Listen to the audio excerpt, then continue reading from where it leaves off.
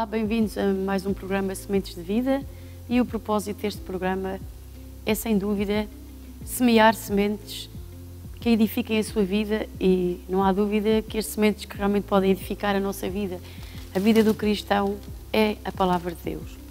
E nestes tempos tão conturbados e tão difíceis portanto, que estamos a passar no mundo inteiro, é necessário e é muito importante conservar a nossa vida e estarmos fortalecidos na fé, na esperança e no amor de Deus.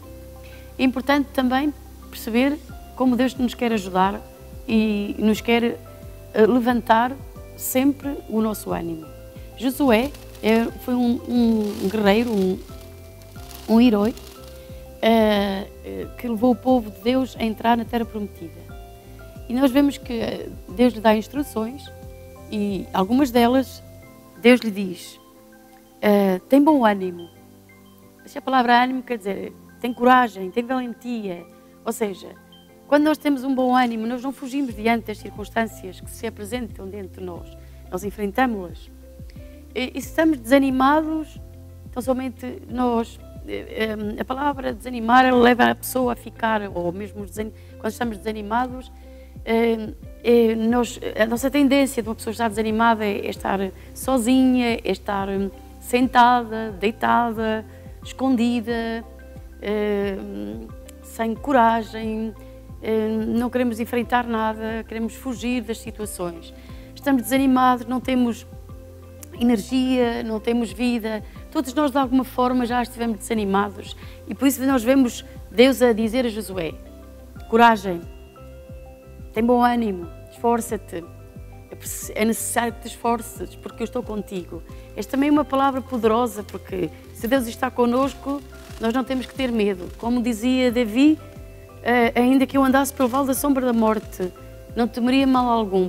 Provavelmente, e sabemos que através das Escrituras, Davi passou por momentos também muito difíceis, mas ele tinha uma segurança, tinha um refúgio, tinha uma fé e tinha uma confiança. É que ele sabia que não importava qual fosse a circunstância que ele estivesse a passar, ainda que fosse o vale da sombra da morte, ele sabia que Deus estava ali com ele. Que Deus também a palavra de Deus diz em Ezequiel, que Deus é Jeová Shammah, ou seja, quer dizer, Deus é Deus que está presente, Ele está connosco. E na pessoa do Espírito Santo Ele está connosco. Jesus foi tão maravilhoso, Ele é tão maravilhoso, mas antes de Ele ir à cruz, naquela noite em que Jesus começa a dar, umas horas antes de Ele ir à cruz, Ele começa a dar instruções aos seus discípulos e começa a dizer-lhes que convém que ele tinha de ir à cruz. E isso, quando Jesus começou a falar com os seus discípulos que ele tinha de ir à cruz e morrer, e eles ficaram muito tristes. Então Jesus, ao ver a tristeza deles, ele disse: mas eu não vos vou abandonar, eu não vos vou deixar órfãos, eu vou enviar-vos outro Consolador, outro como eu, que vai estar sempre convosco. Porque naquele momento difícil, os discípulos nem podiam estar, nem sequer pensar como é que era possível irem ficar sozinhos sem Jesus, quando eles estavam habituados a ter uma pessoa tão maravilhosa que cuidava deles, que sempre tinha uma resposta, sempre estava ali para um momento qualquer difícil, ele estava ali para resolver e trazer solução a qualquer problema. Então Jesus disse-lhes que não os ia deixar sozinhos, que eles iam Deus ia enviar o Espírito Santo para que estivesse sempre com eles. Então nós temos hoje a pessoa mais maravilhosa que nós podemos ter como companheiro, como ajudador, que está ao nosso lado, que é o Espírito Santo.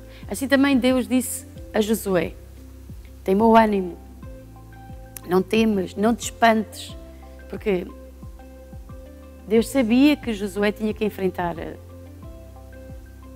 reis, povos, situações difíceis.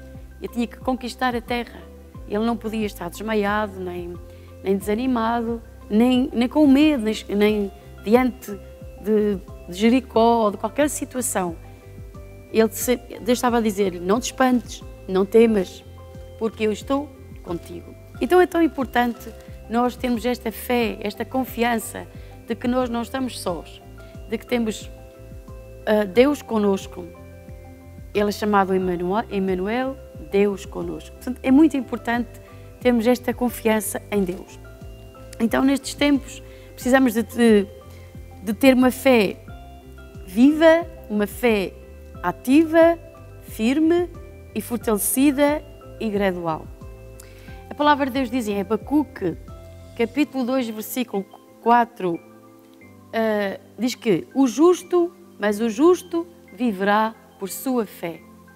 Isto é interessante também nós analisarmos esta palavra, porque o justo, os filhos de Deus, vivem por sua fé. Temos que encarar essa responsabilidade de um modo direto. Deus não aceita uma pessoa como substituto permanente. Isto quer dizer o seguinte: Deus já no início da nossa fé, nós começamos a caminhar, Deus permite que nós estamos seguros na fé do nosso pastor, estamos seguros na fé dos nossos pais, do nosso marido ou vice-versa.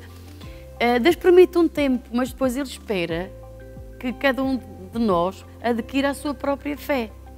Porque só por fé podemos agradar a Deus. Podemos fazer tudo o que quisermos. Mas se não for por fé, a Bíblia até diz em Romanos, tudo que não é feito por fé é pecado. Então o justo viverá por sua fé. Não vive pela fé de um irmão, não vive pela fé do pastor. Ainda que os pastores e as pessoas que estão à nossa volta podem nos ajudar a ativar a nossa fé e ajudar-nos na nossa fé, no entanto, nós temos de tomar a nossa própria decisão de viver pela fé. E também quero dizer que às vezes as pessoas, ou nós, se calhar de uma forma inconsciente, não sei, pensamos que viver por fé é experimentar a ver se funciona. Mas não, a fé é um compromisso, é uma decisão. A fé, viver por fé não é uma coisa mágica. Ou seja, de um momento para o outro eu tenho uma fé. Não, a fé constrói-se, a fé trabalha-se, a fé exige diligência, trabalho. Então é um compromisso que assumimos, é uma decisão que assumimos, que vamos viver por fé. A palavra viver, ela indica ou inclui respirar, pensar, comer, conversar, andar e todo o resto. Portanto, viver inclui tudo isso. Então, o único fundamento aceitável para qualquer coisa que façamos é a fé. A vida da fé não é estática, ela é progressiva. A palavra de Deus diz, ou seja, a vida está em movimento. Aí podemos encontrar que o apóstolo Paulo, no capítulo 17 e no versículo 28, diz: nele vivemos, nos movemos e existimos. Isso indica movimento. Se uma pessoa deixar de se mover, provavelmente está morta. Se uma pessoa não se move, não tem nenhum movimento, absolutamente nenhum, portanto, não se move, está morta. Da mesma maneira, a nossa fé tem que estar em ação, temos que nos mover em fé. E a fé tem que mover-se, nós temos que nos mover na fé, porque viver por fé é andar por fé, caminhar por fé, pensar por fé, conversar por fé, comer por fé. Portanto, a fé é uma vivência, a fé é uma maneira de viver. E o justo vive por sua fé. Então, a fé é muito importante. E já que sem ela nós não podemos agradar a Deus. Podemos tentar agradar a Deus de muitas formas, mas a única forma aceitável para agradar a Deus é a fé. É o fundamento de uma vida abençoada, de uma vida próspera, a viver pela fé. Nós vemos também na vida do cristão, em Provérbios 4:18, depois pode procurar, que diz que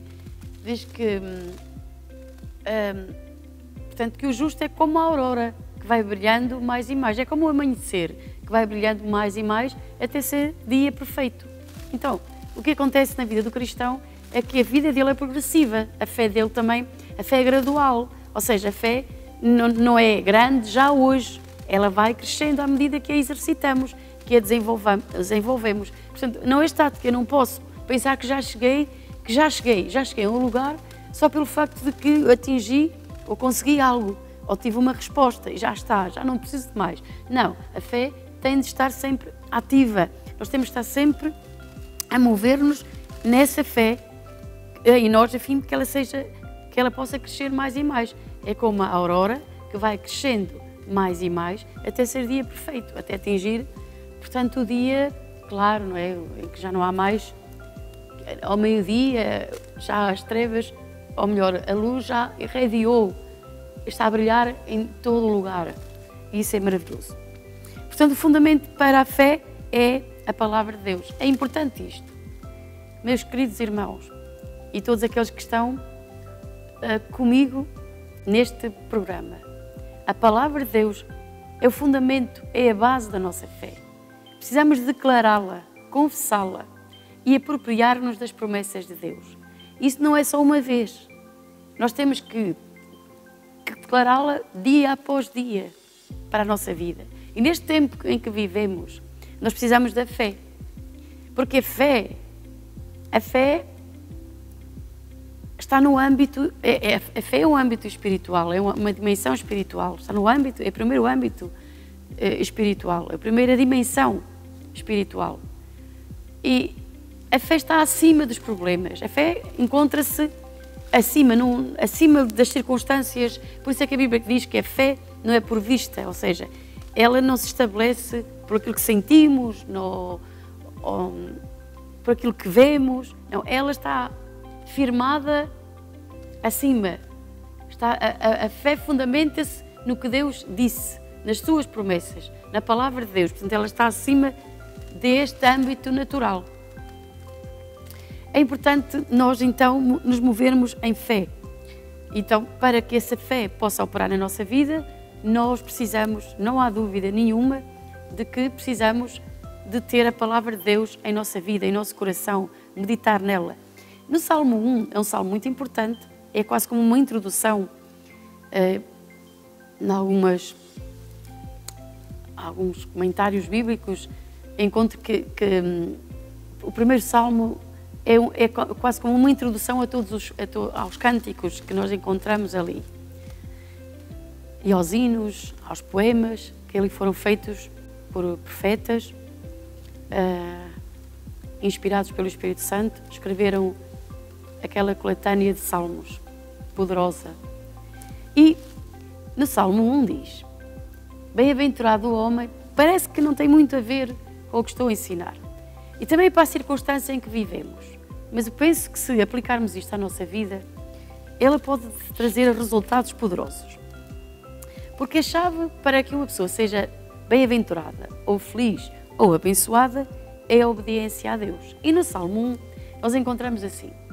O Salmo 1, logo no versículo 1 diz: bem-aventurado o homem que não anda segundo o conselho dos ímpios.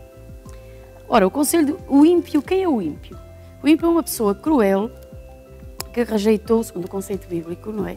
O ímpio é uma pessoa cruel que rejeitou o caminho do Senhor. O ímpio não tem respeito por Deus, nem pelo próximo. Ele faz o mal ao seu próximo sem sentir qualquer tipo de remorso ou sentimento de tristeza. E ele é cruel, arrogante, egoísta e injusto. Então Deus diz: não andas sob o conselho dos ímpios. Então os ímpios, o sinónimo de conselho, as palavras, no certo sentido, o significado de conselho significa opinião, aviso, ensinamentos sobre algo ou sobre alguém ou sobre o que alguém deve fazer. Também significa parecer que imite sobre outra pessoa ou, portanto, ou critérios. Ou seja, andar segundo o conselho dos ímpios é caminhar, a viver de acordo com o que eles pensam, sobre os critérios do ímpio, é viver, é pensar da mesma, é aceitar o seu conselho, aceitar os seus ensinamentos, as suas instruções pela forma de viver. E um cristão, um filho de Deus, não deve viver de acordo com aquilo que o ímpio pensa ou que ele imagina, ou da forma como ele aborda as situações e como ele é da forma cruel e injusta e que não respeita a Deus. Portanto, o justo, o homem, o justo, separa-se. Diz, bem-aventurado o varão que não anda, ele não anda segundo o conselho dos ímpios, nem se detém, não fica parado, não fica detido, nem se detém no caminho dos pecadores, nem se assenta na roda dos escarnecedores. Ora, poderá-me dar a dizer, ai pastora, mas eu trabalho num lugar onde há muitos escarnecedores, onde as pessoas escarnecem de Deus, escarnecem uns dos outros. O que é que eu faço? Vou despedir-me? Não, não se despede, meu irmão, mas mantenha-se firme.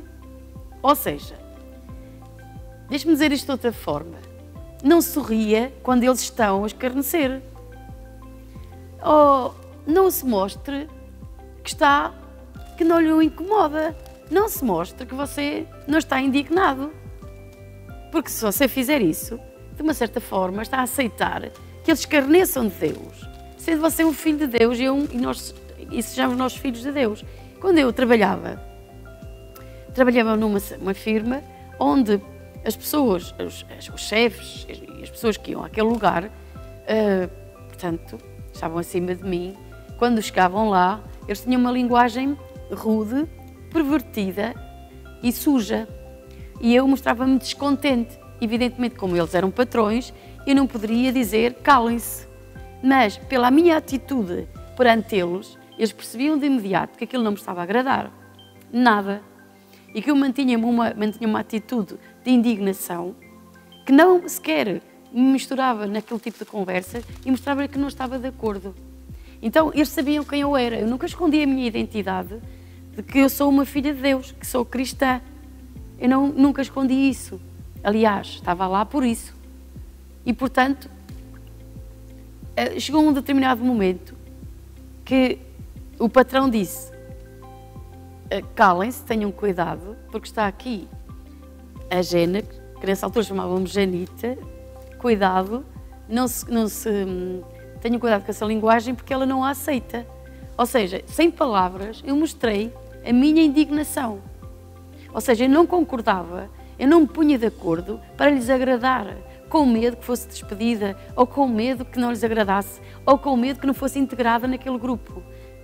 Não, chegou um tempo em que eles tiveram que mudar a sua linguagem por causa da minha presença. Porque Deus é fiel. Deus sempre vai, mais tarde ou mais cedo, vai respaldá-lo pela sua fidelidade a Ele. Porque nós temos que ser fiéis a Ele. Então, o justo, ele não se senta na roda dos escarnecedores. Ele não tem prazer nada nesses caminhos. Ele não gosta disso. Ele afasta-se disso. Depois diz, não te assentes na roda dos escarnecedores. Bem-aventurado o homem que não se assenta, que não anda segundo o conselho dos ímpios, que não se detém na roda dos escarnecedores. Mas ele, antes pelo contrário, ele é diferente do ímpio. O ímpio gosta de escarnecer. O ímpio é uma pessoa cruel, injusta. O ímpio detém-se no pecado. A Bíblia até diz também, em Provérbios, diz, evita o caminho do ímpio, evita-o, ou seja, passa de largo. Quando tu vires o ímpio, não fiques lá perto, próxima, passa de largo, foge daí, evita-o. Então, Deus diz para nós evitarmos o caminho, a forma de viver do ímpio. Essa não nos pertence. Então, a Bíblia mostra aqui dois tipos de pessoas, o justo e o ímpio. Agora vamos ver a diferença. Diz que o ímpio vive dessa forma, mas o justo, dando continuidade ao Salmo, voltando ao princípio do Salmo, diz: bem-aventurado o varão que não anda segundo o conselho do ímpio, nem se detém no caminho dos pecadores, nem se junta na roda dos escarnecedores. Antes tem o seu prazer. O justo tem um prazer, tem um deleite. Antes tem o seu prazer na lei do Senhor.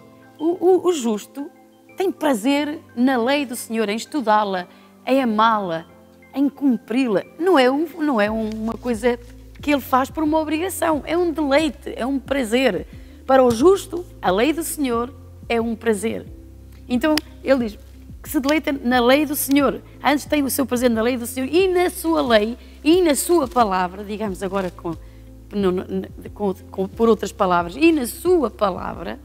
Antes tem o seu prazer na lei do Senhor e na sua palavra, na sua lei, medita dia e noite. Ou seja, ele ocupa o seu pensamento, a sua forma de pensar. Dia e noite significa continuamente. Ele não dá lugar a outros pensamentos. Ele faz com que o seu pensamento, a sua forma de pensar, seja dirigida pela palavra de Deus.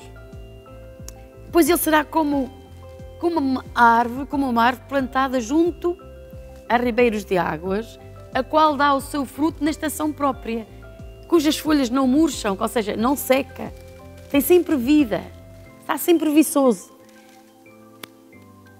E dá o seu fruto na estação própria. Porque se uma árvore der o fruto na estação, fora da estação, o fruto que antes, por exemplo, se um pessegueiro der o fruto no mês de março, ele está fora da estação. Provavelmente não deve prestar para nada. Se for, portanto, em Portugal, não é? E eu até fiz um exagero. Mas, perante uma videira der uvas, sei lá, muito antes da estação própria, ela não é saborosa, não é própria, o fruto não é bom. Deus tem estações próprias, tem temporadas próprias para o cristão, para os filhos de Deus. E quando nós caminhamos com Ele, estamos plantados perto desse ribeiro que está sempre água fluindo, e não há nada a ser plantado na palavra de Deus, em nosso coração, com o poder do Espírito Santo, a ação do Espírito Santo em nós, nos vai fazer prosperar, vencer, porque diz que tudo quanto Ele fizer, prosperará. E o Espírito Santo nos vai levar a entrar em temporadas. E neste tempo difícil, também é tempo de oportunidades. Quando nós buscamos a Deus mais intensamente, quando nós proclamamos a palavra de Deus, decretamos a palavra de Deus para a nossa vida, quando nós agradecemos a Deus, temos um coração grato. Sabe que eu ouvi alguém dizer, um homem de Deus dizer, se nós necessitamos dizer obrigado Deus, ou seja, por outras palavras, nós devemos 1000 agradecimentos a Deus. 1000 palavras de agradecimento, mas muitos milhares de palavras poderíamos dizer obrigado Senhor, obrigado meu Deus. Portanto, nós devemos essa gratidão a Deus, devemos dar-lhe graças, louvores, porque isso também nos edifica. E isso também nos tira do desânimo, da depressão. Isso nos torna pessoas mais fortes, mais saudáveis, e nos dá capacidade para enfrentarmos os problemas. E também no meio da aflição, no meio de tudo isto, eu acredito que quando nós estamos em estados difíceis, passamos por momentos difíceis e buscamos ao Senhor, aí nascem